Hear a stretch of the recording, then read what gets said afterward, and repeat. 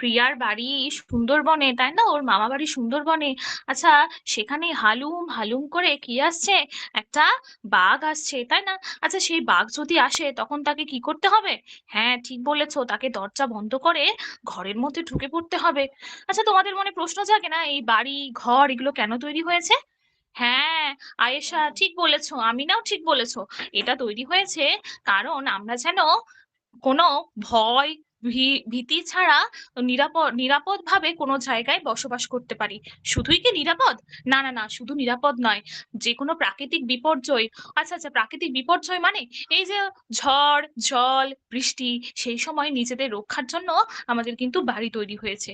তো এর ইতিহাস অনেক দূর পর্যন্ত রয়েছে, আজকে আমি তোমাদের সেই বিষয় সম্পর্কে জানাবো। জানো তো, পূর্ব আদিম যুগে যে সমস্ত মানুষেরা ছিল, তারা বনের বিভিন্ন রকমের পশু পাখি, তাদের ভয়ে তারা কোথায় বাস করত? হ্যাঁ, ঠিক বলেছ পায়েল, ওরা বাস করত গাছের ডালে। তারপর আস্তে আস্তে যখন ওরা দলবদ্ধ হতে শিখলো, তখন কিন্তু ওরা কোথায় বসবাস করতে শিখলো? গুহার মধ্যে। ঠিক বলেছ, সেই গুহার মধ্যে মানুষরা কিন্তু আস্তে আস্তে আগুনের ব্যবহারও শিখেছিল। সেটা কোন প্রস্তর যুগে বলো তো? ঠিক বলেছ, মধ্যপ্রস্তর যুগে। এইভাবে আস্তে আস্তে তারপর বিভিন্ন রকম গাছের ডালপালা দিয়ে বিভিন্ন রকমের বাড়ি তৈরি করতে শিখলো, এবং তার মধ্যে তারা বসবাস করতে শিখলো। এর ফলে কি হলো? তাদের জীবনযাত্রার মান উন্নত হলো, তারা নিরাপত্তা বোধ করলো, এবং বনের হিংস্র পশু পাখির হাত থেকে এবং প্রাকৃতিক বিভিন্ন বিপর্যয় থেকে তারা কিন্তু রক্ষা পেল। আচ্ছা, আজকের পাঠটা তোমাদের ভালো লেগেছে? আচ্ছা, তাহলে বলো তো, এই যে আমরা বিভিন্ন রকমের বাড়িঘর তৈরি করি, কেন তৈরি করি? ঠিক বলেছো, এই এই আমরা আমাদের নিজেদের নিরাপত্তার জন্য বাড়ির ঘর তৈরি করি। তাহলে আদিম মানুষ প্রথম কোথায় বাস করতো? হ্যাঁ, খোলা আকাশের নিচে। আচ্ছা, ঠিক আছে, ধন্যবাদ। এটা তো আমাকে বললেন নাকি? ঠিক আছে, আমি টপিক চেঞ্জ করে দিচ্ছি আবার। আমাকে তো স্যারই বললেন তো এই টপিকটা। আচ্ছা ঠিক আছে, হ্যাঁ বললেন, আবার তোমাকেই স্যার এটা বলেছে। আচ্ছা ঠিক আছে, আরে, আমি সেট করে দিচ্ছি একটা মিনিট। সেটা হচ্ছে আচ্ছা ম্যাডাম, আচ্ছা আপনার টপিকটা শুনলাম, বুঝলেন তো? ঠিক আছে, হ্যাঁ। আচ্ছা। এবার আমি আমি এটা একটু, আরেকবার বলার চেষ্টা করব। হ্যাঁ করবেন, আমি ওনার ওনার ফিডব্যাকটা দিই। তা আমার এটা খুব ভালো লাগলো। আর আরেকটা যদি করেন, যদি অ্যাড করেন, তাহলে মনে হয় এটা একটু বেটার হয় আমার প্রপোজালে। ঠিক আছে? হ্যাঁ স্যার, বলুন। এটা হচ্ছে, আচ্ছা বাচ্চা তোমরা বাচ্চা তোমরা ন্যাড়া পোড়া কে কে করেছো? কি স্যার? বাচ্চারা তোমরা ন্যাড়া পোড়া কজন করেছো বলো? ও সেই ওটা সেই মানে কালী পুজোর আগে না, হয় হোলির টেরাকোটা, আগে ওটা হয়, হোলির বলছেন? না আগে, না না, হোলির হোলির আগের দিন। আগে, হোলির আগে ন্যাড়া পোড়া করেননি কি ম্যাডাম? আপনি কি কোন গ্রামে থাকেন, কোথায় থাকেন? না স্যার, স্যার স্যার, শুনেছি শুনেছি, আজ আমাদের ন্যাড়া পোড়া, কাল আমাদের দোল, এরকম হ্যাঁ, করে একটা ছড়া হ্যাঁ আছে। হ্যাঁ হ্যাঁ, ওইটাই ওইটাই। মেটেরিয়ালটা কি, বিষয়টা কি একটু বলেন তো আমাকে। স্যার, শুনেছিলাম যে ওই যে মানে দুষ্টকে দমন করার জন্য এই ন্যাড়া পোড়ার মানে বিষয়টা এসেছে, যে আহ আমি ঠিক জানি না স্যার, কোন একটা আরে জানেন না তো আহ বলুন। আচ্ছা রিয়া ম্যাডাম বলেন তো, ন্যাড়া পোড়া জানে না এরা কি? বলেন একটু ন্যাড়া পোড়াটা। ওই তো একটা মানে ওই হোলির আগের দিন বিকেল বেলায় ওই বাচ্চারা সবাই মানে বড়রাও থাকে, ওই খড়ের একটা মানে খড়ের একটা বড় মতো করে মানে মূর্তি মতো তৈরি করে, তা সেটাকে মানে পোড়ায় আর কি। আহ, ওইটাই মানে ওটাই ন্যাড়া পোড়া। না, আর এটুকুনি আর আমি জানি। আর না না না, ন্যাড়া পোড়া অর্ধেক জানেন। আর রাহুল বলো তো, ন্যাড়া পোড়া কি জিনিস?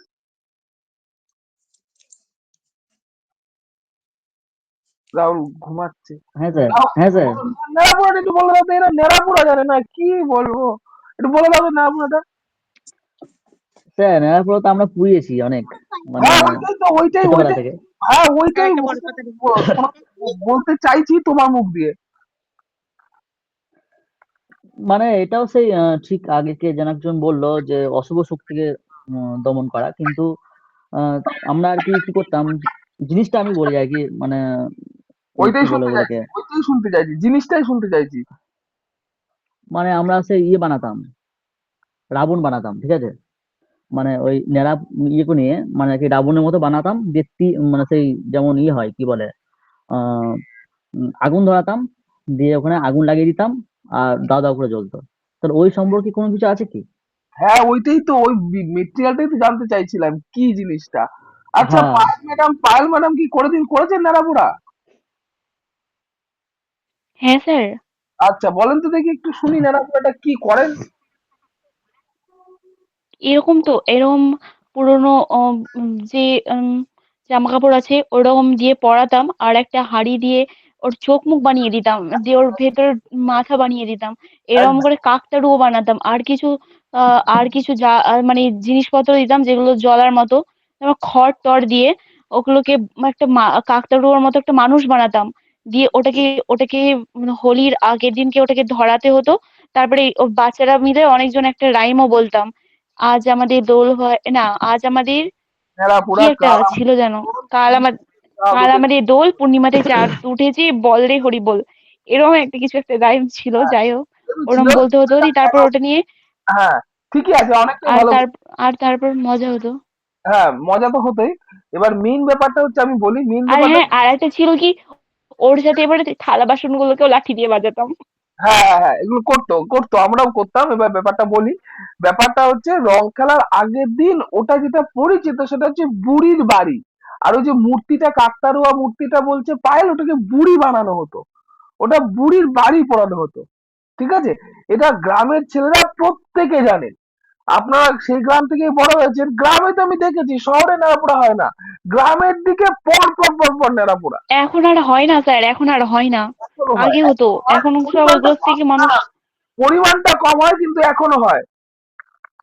তুমি কুমারপুরের রাস্তা দিয়ে 1 কিলোমিটার যাবে, পেয়ে যাবে একটা না একটাই। না স্যার, আমাদের এই সাইডে এসব ন্যাড়াপোড়া এতটা হয় না, এই কনসেপ্টটা আমাদের এখানে নেই। এটা আমি স্যার সিরিয়ালে দেখেছিলাম, ওই তখন একটা ছোটবেলায় সিরিয়াল দেখতাম, সেখানে দেখেছিলাম। হ্যাঁ, কেন, কোথায় বাড়ি আপনার?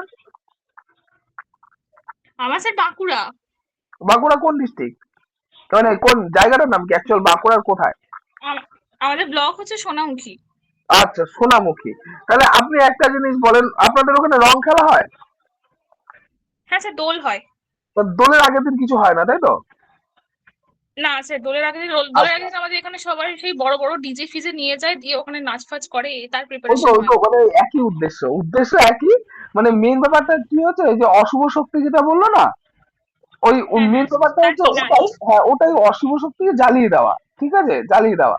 এই এই যে ব্যাপারটা, এটা একটা বুড়ি বাড়ি কল্পনা করে এটাকে করা হয়। কেন এটা বলছি আপনাকে, সেটা হচ্ছে এই যে এইরকম কোনো বাস্তব উদাহরণ দিয়ে, যে প্রাচীন মানুষের বাড়ি, এই যে টপিকটা যদি কেউ মানে শুরুতে এরকম একটা উল্লেখ করে দিতেন না, তাহলে মনে হয় একটা বেটার হতো। যেহেতু আপনি জানেন না বলে এটা উল্লেখ করতে পারলেন না, ঠিক আছে, আপনাকে যদি অন্য কোনো প্র্যাকটিক্যাল উদাহরণ থেকে থাকে, মানে এই বাড়ির কনসেপ্টে, এই বাচ্চারা ফটাফট বাড়ি বানিয়ে ফেলে, ওটা শুধু আগুন ধরে না, ওটা বাড়ি বানায় আগে এই হোলি খেলায়। যার জন্য আমি ওই ওই বিষয়টা একদম কানেক্ট করার জন্য বললাম। বুঝতে পেরেছি তৃপ্তি ম্যাডাম, বুঝতে পেরেছি।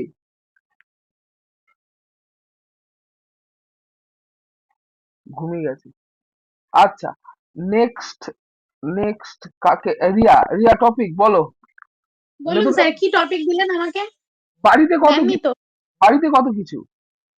বাড়িতে কত কিছু? হ্যাঁ, ক্লাস 2। বাড়িতে কত কিছু, আমি তো টপিকটা কোথায় ক্লাস 2 এর কিছু টপিক, বুঝতে আমি বই পারছি না। দেখে বলছি, আমি বই দেখে বলছি, আপনি একদম বলবেন না যে বই দেখিনি এখানে, আমি বই থেকেই বলছি, না, আমার হাতে বই আছে। স্যার, স্যার, আমি অস্বীকার করিনি আপনি বই থেকে বলছেন না, কিন্তু ঠিক আমি আছে। টপিকটা মানে কোনটা বুঝতে পারছি না এই মুহূর্তে। আচ্ছা, আপনি বানিয়ে নেন। আর নইলে বাড়িতে আমি আমি এই টপিকই দিয়েছিলাম ইয়েকে, ওই যে রিম্পাকে, পালিয়ে গেছে। রিম্পাকে। হ্যাঁ, না না, ও সন্ধে দিতে গেছে।